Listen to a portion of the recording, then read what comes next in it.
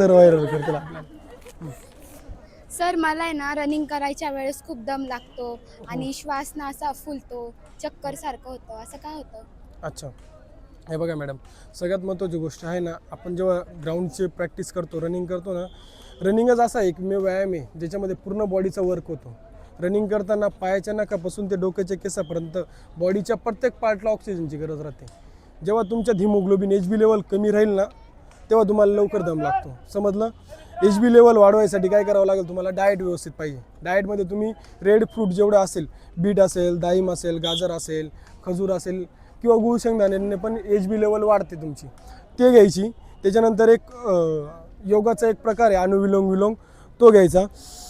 श्वास घ्यायचा, 20 second hold करायचा, लंग्स पॉवर वाढवायची.